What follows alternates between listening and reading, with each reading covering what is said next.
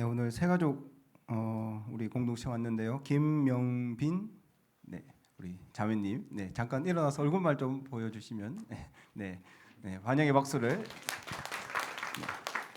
오셔서 환영합니다. 제가 한번 기도하도록 하겠습니다. 하나님 감사합니다. 우리 김명빈 자매, 우리 하나의 공동체와 함께 예배 드리게 하심을 주님 감사합니다. 이 공동체 안에 잘 정착하고 또 하나님 나라를 함께 경험하고 하나님과 함께 동행하는 그런 삶을 살 수 있도록 주님 축복하여 주옵소서. 예수님 이름으로 기도드립니다. 아멘. 네. 우리 함께 말씀 보겠습니다. 마태복음 28장 18절에서 20절까지 말씀. 우리 한 목소리로 같이 세 절의 말씀인데요. 같이 읽도록 하겠습니다. 시작. 예수께서 나와 말씀하여 이르시되 하늘과 땅의 모든 권세를 내게 주셨으니 그러므로 너희는 가서 모든 민족을 제자로 삼아 아버지와 아들과 성령의 이름으로 세례를 베풀고 내가 너에게 분부한 모든 것을 가르쳐 지키게 하라. 볼지어다 내가 세상 끝날까지 너희와 항상 함께 있으리라 하시니라. 아멘. 네. 여러분 일주일 동안 잘 지내셨습니까? 네. 고향에 잘 다녀오셨습니까? 네. 땅끝까지 갔던 우리 동호 형제도 있었는데 네, 아무튼 건강하게 다시 얼굴 보게 되어서 기쁩니다. 야심차게 제자 훈련을 제가 준비를 했는데요. 우리 첫 주가 3월 9일이 순장 모임 이렇게 여수에 가는 일정이라 갖고 제가 토요일을 못 하고 그 다음 날 10일 날 주일 날 이제 오리엔테이션처럼 조금 잠시 모이고 그 다음 주부터는 토요일부터 이렇게 진행하려고 합니다. 내용은 한 5주 정도 이렇게 진행될 것 같아요. 총 6주지만 내용은 한 5과니까 5주 정도 될 것 같고 짧게 하는 이유는 여러분들이 많이 참석해서 또 여러분을 통해서 또 새로운 청년들에게 여러분이 스스로 이제 성경부를 시키도록 조금 이렇게 시스템을 좀 변화를 좀 주려고 해요. 우리 교육자들이 목사 담당 교육자가 성경부가 하는 것이 아니라 여러분이 스스로 가르쳐 보면 여러분이 성장하게 되니까 그런 어떤 시스템을 조금씩 만들어 가려고 생각 중이니까 아무튼 이렇게 하나하나 만들어지는 과정 속에 있으니까 여러분 기억해 주시고 신청해 주시기 바랍니다. 신청은 저한테 해 주시면 될 것 같습니다. 지난 주간에 한 주간 휴가였습니다. 그래서 이제까지는 이제 아내하고 저 중심으로 자연을 중심으로 시골로 여행을 많이 갔는데 이제 애들이 커서 반발하기 시작했어요. 애들은 더 이상 자연은 싫다. 도시로 가자. 그래서 서울에 다녀왔습니다. 서울에 가갖고 애들 이게 요즘 애들 플렉스 이런 문화가 있어. 이게 안 좋은 것 같아. 더 현대를 갔어요. 그걸 파이브가이즈 햄버거를 먹어야 된다는 거예요. 파이브가이즈 햄버거. 뭐 테이블링으로 예약하고 또 1시간 줄 서고 그게 먹었어요. 햄버거가 하나 2만 원이야 다. 이게 속에서 천불이 나죠. 이렇게 이거 먹을 필요가 있나? 아내도 이제 불만이 가득합니다. 그 상황에 아이들은 우와 아빠 이렇게 맛있는 햄버거 있냐? 근데 아내가 햄버거를 한번 딱 먹더니 냄새에 좀 취약하거든 아내가. 그 소고기 냄새가 좀 났나 봐. 얼굴이 굳어지기 시작합니다. 한 입 먹고 놓더라고 이렇게. 근데 얘네들은 우와 아빠 이렇게 맛있는 게 있나? 이 양쪽에서 아내와 그 아이들의 그 환호와 굳어진 얼굴 이 사이에서 아빠는 어떻게 한다? 도망가고 싶다. 여러분 그것이 땅끝입니다. 또 형제. 쉬운 게 아니에요. 자 우리 옆 사람에게 이렇게 한번 인사합시다. 아빠에게 잘하자. 네. 네, 서울에 처음 이제 올라갔을 때 우리가 방문한 곳이 양화진 선교사 묘역이었습니다. 저희가 거룩해서 선교사 묘역에 간 것은 아니고 가는 길이라서 잠시 들렸고 그리고 예전에 우리가 탄자니아로 가기 전에 사실 아이들 데리고 거기 가본 적은 있는데 그때는 너무 어려서 아이들이 갔는지 안 갔는지도 몰라서 이제 선교사 묘역에 이렇게 잠시 들렀습니다. 사실 저는 개인적으로 몇 번 방문한 장소이기 때문에 그렇게 큰 감흥은 별로 없었습니다. 하지만 아이들은 그 선교사님을 통해서 연세대도 지어지고 이화여대도 지어지고 한국 사회의 여러 가지 어떤 시설들과 기반 시설들이 만들어지는 것들 그런 이야기를 조금 들으면서 조금 신기해하는 것 같습니다. 그 묘역을 끝나고 나서 들어오는 길에 이제 연세대학교를 잠깐 방문했습니다. 이것도 플렉스야. 이 스카이 대학을 한번 방문해보지 자기들이. 그래 아무튼 가서 이렇게 저도 처음 가봤는데 쭉 보면서 이렇게 구석구석 서울에 있는 시설들을 구석구석 보니까 선교사님들이 세운 학교 그리고 기관들이 참 많구나. 숭실대나 그리고 뭐 감리교 뭐 이렇게 건물들 지금 많이 변했지만 그 모든 시작들이 세브란스 병원들 것들이 선교사님을 통해서 이렇게 하나하나 세워지고 한국 사회가 좀 초반에 이렇게 근대화의 기틀을 마련했구나. 눈에 보이지 않는 곳 정말로 곳곳에 세상의 빛과 소금의 역할을 감당했던 선교사님을 통해서 우리 한국 사회가 이렇게 세워졌다라는 것을 다시 한번 느꼈던 여행입니다. 그런데 중요한 것은 선교사님들은 다 죽었다라는 거예요. 다 죽었어요. 모두가 양화진 묘역에 묻혀 버렸죠. 선교사님들은 죽었지만 그래도 그들이 남겼던 많은 기관들과 많은 정신들이 지금까지 이 땅 가운데 계속해서 승계될 수 있었던 이유는 선교사님들은 우리 한국 땅에 제자들을 세웠기 때문입니다. 제자들을 세웠기 때문에 그 정신이 그리고 그 마인드와 그 꿈들이 이 한국 사회에 뿌리 내릴 수 있었다라는 것이죠. 이 땅에 왔던 선교사님들은 한 가지 사실을 알고 있었습니다. 자신의 연수는 한계가 있고 그들의 호흡과 그들의 인생은 결국 한 줌 먼지로 사라질 수밖에 없음을.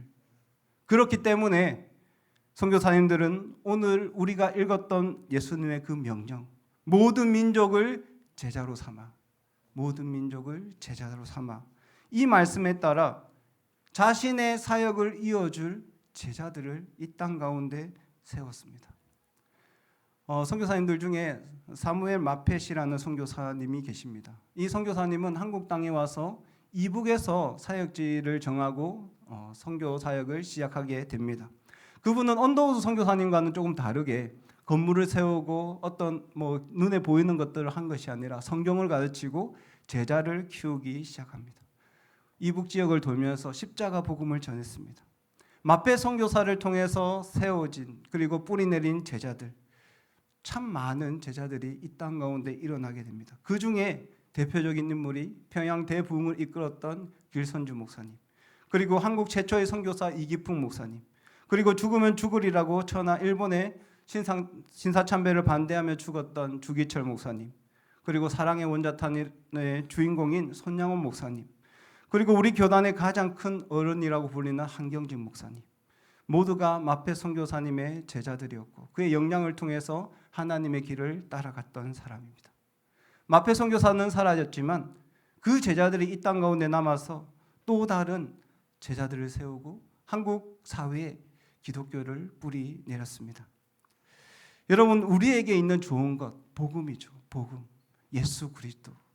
우리가 있는 이 좋은 것은 누군가에게 전해져야 합니다. 그리고 누군가는 우리의 제자가 되어야 합니다. 누군가는 우리가 가진 것에 좋은 영향력을 받고 살 수밖에 없습니다. 여러분이 예수 그리스도를 믿고 그분의 제자가 된다면 누군가는 여러분의 제자가 될 것입니다. 왜? 여러분이 있는 것이 가장 좋은 것이기 때문입니다.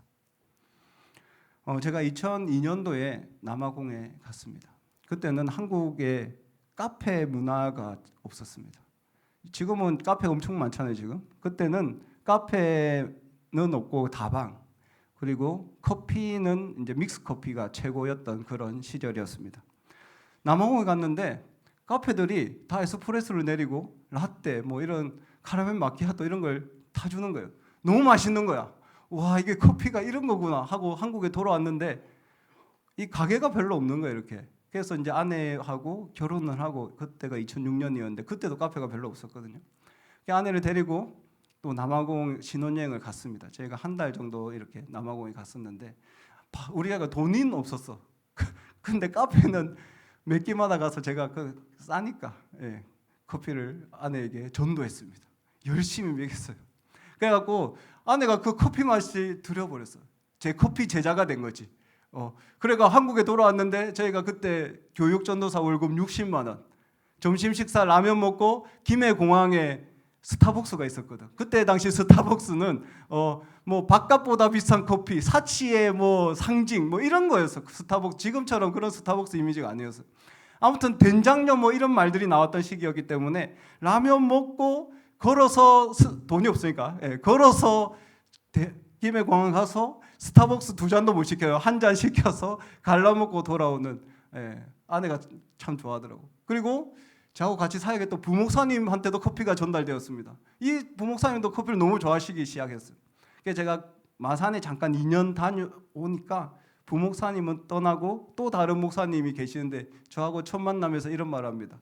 목사님 혹시 커피 좋아하십니까? 제가 이전에 있던 목사님 통해서 커피를 배웠는데 와 커피가 너무 맛있다고. 그분이 전도된 거예요. 이 제가 가르쳐준 부목사님 통해서. 그러니까 이게 자신들이 좋다고 생각하는 것, 자기들이 귀하다고 생각하는 것들에 대해서는 가치를 여기고 사람들에게 전하고 소개하고 계속해서 전파를 하는 것들을 보았습니다. 만약에 커피가 가치가 없었다라면 진작 아유 김창곤 목사 참 허세가 심하다 뭐 이런 식으로 끊었을 건데 저도 아내한테 많이 혼났겠죠. 그렇지만 본인들이 좋아하니까 그것들이 가치 있다고 여기니까 그것을 받아들이고 또 다른 사람에게 전달하기 시작하는 것입니다.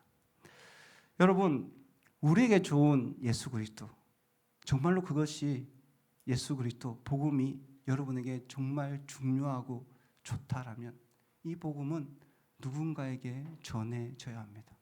그리고 전해진 그 복음은 또 누군가에게 전해질 수밖에 없습니다.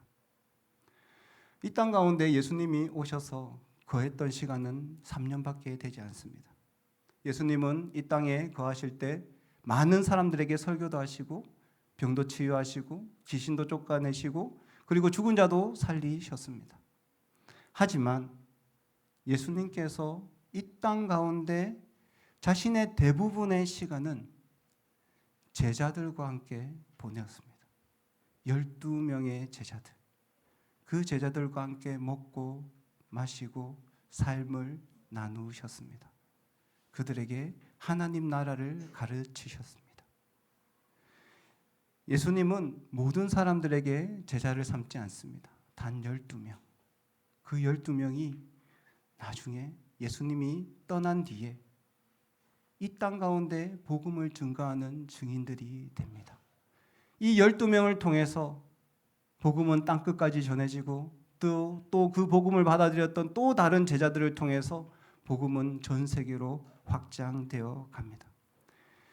여러분 제자 삼는 사역, 예수님께서 우리에게 제자를 삼으라 그 명령은 우리가 피할 수 있는 그런 사역들이 아닙니다.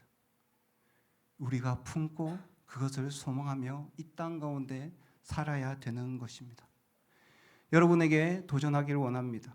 여러분 평생에 단 한 명의 제자를 이 땅 가운데 남긴다면 여러분 인생은 성공하는 것입니다.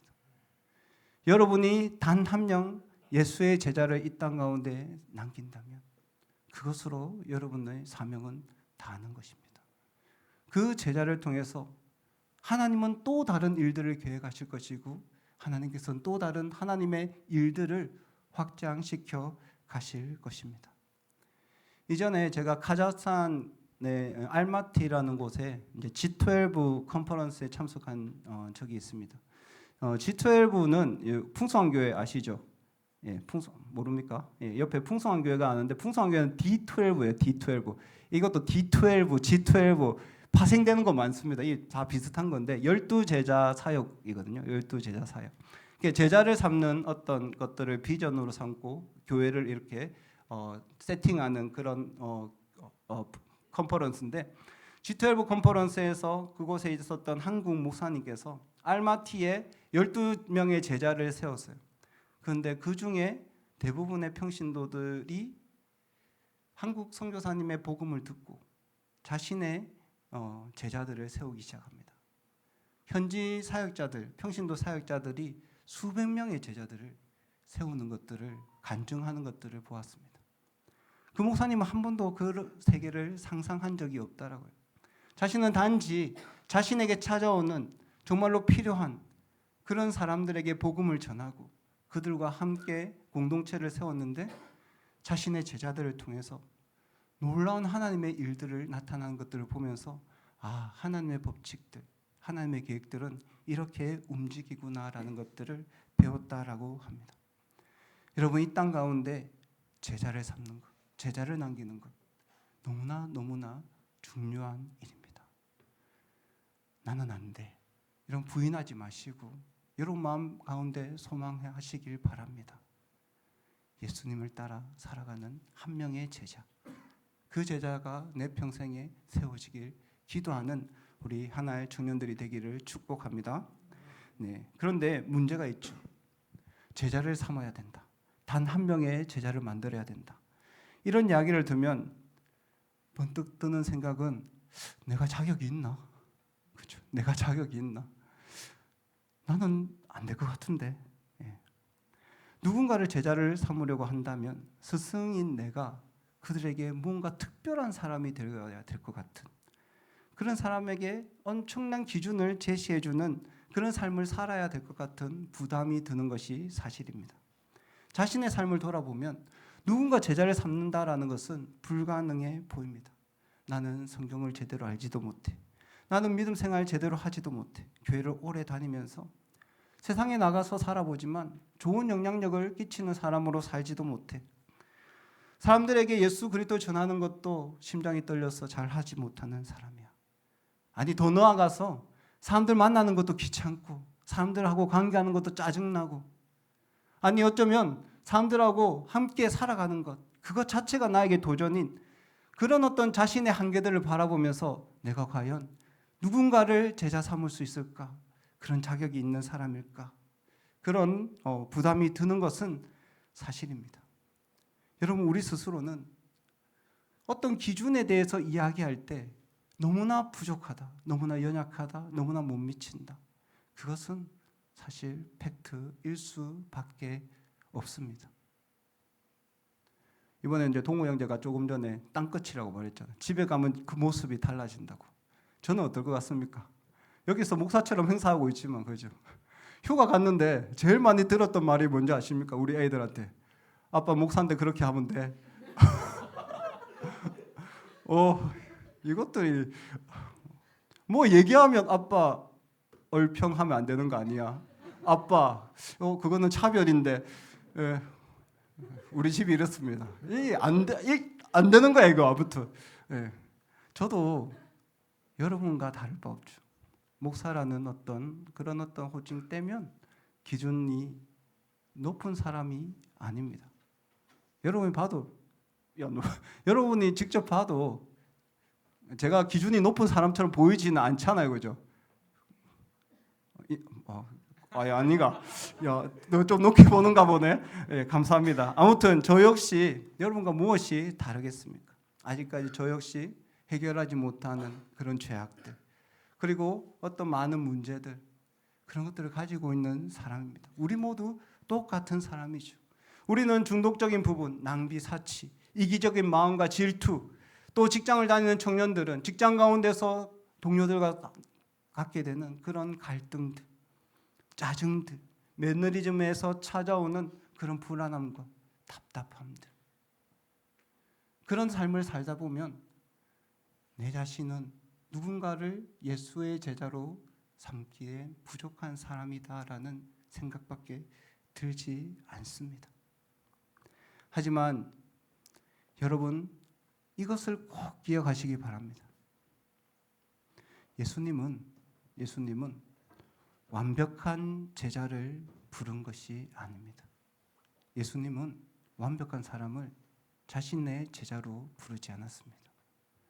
베드로, 야고보, 요한, 그들이 사도행전에 나오는 능력의 종이 되어서 예수님이 제자로 부른 것이 아니라 아직 어부일 때, 연약할 때, 무지할 때, 아무것도 알지 못했을 때 그 제자들을 자신의 제자를 부르셨습니다. 얼마나 많은 실수를 합니까? 예수님께 다가오는 어린아이들 자신의 마음대로 제지시키죠. 그리고 안식일 날 밀을 먹다가 예수님은 공궁에 빠뜨립니다. 예수님 앞에 싸우기까지 하죠. 서로 높아지겠다고. 연약한 제자들의 모습입니다. 예수님은 완전한 제자들의 완전한 사람으로 성숙한 사람을 제자로 부르신 것이 아니라 아직까지 나약하고 연약하고 상처가 많고 불안하고 완성되지 않은 그런 사람들을 자신의 제자로 부르셨다라는 사실을 여러분 기억하시길 바랍니다. 이것이 얼마나 우리에게 위로가 됩니까? 이것이 얼마나 우리에게 도전이 되는 사실입니까? 연세대 갔다가 서울대를 잠깐 들렸어요. 이렇게 얘기하니까 와, 목사님 댁은 학구열이 굉장히 높은 집인가 보다. 절대 아닙니다. 알겠죠? 애들이 플렉스 하길 그 서울대 입구에서 사진 찍자고 해서 간 건데 저도 아무튼 처음 갔는데 아무튼 엄청 크더라고요. 그렇게 보면서 설교 준비하는데 그런 생각이 들더군요. 만약에 예수님께서 제자의 조건을 서울대, 키 180, 자매 165, 성품 원만함, 선교해야 되기 때문에 기본적으로 언어 3개국 이상 이런 사람이 내 제자로 들어와야 된다. 이런 조건을 딱 걸었다. 그럼 우리는 안 돼. 일단 서울대가 아니잖아, 그렇지? 이 기준이 안 되는 거잖아. 그렇지 않다라는 거예요. 예수님은 그런 사람을 제자로 부르신 게 아닙니다. 어부들을 불렀습니다. 부족한 자를 선택하셨습니다. 그들을 세워서 사도로 성숙시켰습니다. 그것이 예수님께서 자신의 제자로 부르셨던 기준입니다. 사랑하는 청년 여러분, 예수님께 여러분의 연약함은 문제가 되지 않습니다. 예수님께 여러분의 나약함과 상처는 문제되지 않습니다. 예수님께 여러분의 성격 문제되지 않습니다. 예수님께 여러분의 어떤 능력들은 문제되지 않습니다. 예수님께서 여러분을 불러주셨기 때문에 그분이 여러분을 제자로 만들어 가실 것입니다. 이 사실이 중요하다는 것이죠. 청년 여러분, 우리는 예수님의 제자로 살아야 합니다. 물론 우리의 연약함들과 우리의 부족함들이 많아 보일 수 있습니다. 하지만 우리가 예수님의 손에 붙들린다라면, 그분의 부르심에 반응하는 삶을 산다라면 우리는 12 제자와 같은 그런 제자로 성장하게 될 것입니다. 오늘은 이 이야기를 하고 마치겠습니다. 예수님께서는 열방 회복과 땅끝까지 복음을 전하기 위해서 전략적으로 3년간의 시간을 12 제자를 세우는 일에 많은 시간들을 사용하셨습니다. 부족한 제자들은 수많은 실수를 하지만 결국 또 다른 제자들을 세워갑니다. 그들이 지식이 많아서 이 일들을 감당했던 것이 아닙니다. 그들이 성품이 좋아서 이 일들을 감당했던 것이 아닙니다. 그들이 한 것이 아닙니다. 오늘 말씀 18절 말씀입니다. 우리 18절 말씀 우리 같이 한번 읽어봅시다. 시작. 예수께서 나와 말씀하여 이르시되 하늘과 땅의 모든 권세를 내게 주셨으니. 아멘. 예수님도 제자 삼는 사역을 인간의 힘으로 한 것이 아니라 하늘과 땅의 권세, 하나님께서 주시는 그 힘으로 이 사역들을 감당했다라고 우리에게 설명하고 있습니다. 우리는 부족하고 넘어지고 실수도 많은 사람입니다. 내 힘으로 제자가 될 수도 없고 누군가를 제자로 삼을 수도 없습니다. 내 힘으로 할 수 있는 것은 없습니다. 그분에게 붙들리면 됩니다. 그분의 능력으로는 가능한 겁니다. 그분이 함께 하시면 나는 제자로 설 수 있고 누군가를 제자로 세우는 삶을 살 수 있다라는 것입니다. 여러분, 이 사실을 기억하시기 바랍니다. 예수님은 모든 민족에게 가서 제자 세우기를 원합니다. 여러분의 조건과 자격은 문제되지 않습니다. 여러분이 하나님의 권능에 붙들린다라면 모든 민족에게 제자를 삼고 그리고 제자로 살아갈 수 있는 인생이 될 것입니다. 그런 우리 모든 청년들이 되기를 축복합니다. 네, 우리 함께 기도하겠습니다. 우리 같이 다 함께 일어나서 찬양하고 같이 기도하도록 하겠습니다.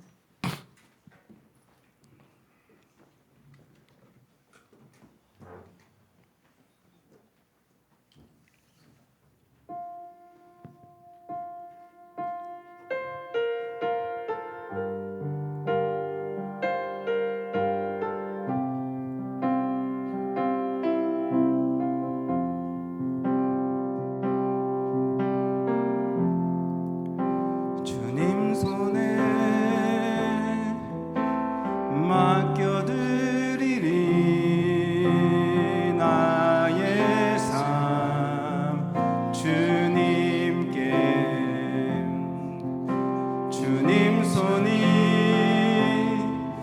나의 삶 붙드네 날 주의 것 영원히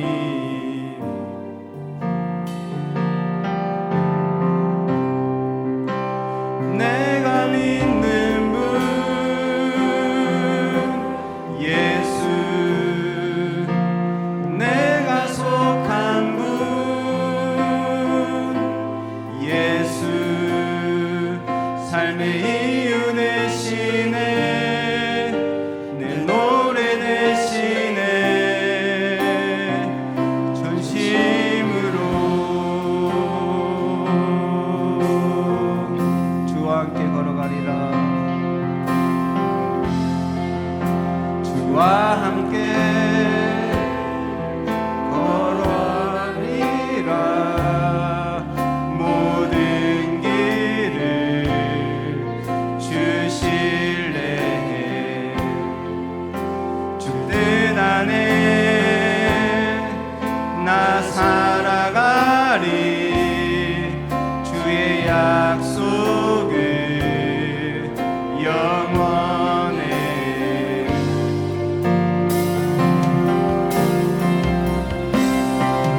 내가 믿는 분 예수 내가 속한 분 예수 삶의 이유 되시네 내 노래 되시네 내가 믿는 분 내가 믿는 분 예수 내가 속한 분 예수 삶의 이유 되시네 내 노래 되시네 내가 믿는 분 내가 믿는 분 예수 내가 속한 분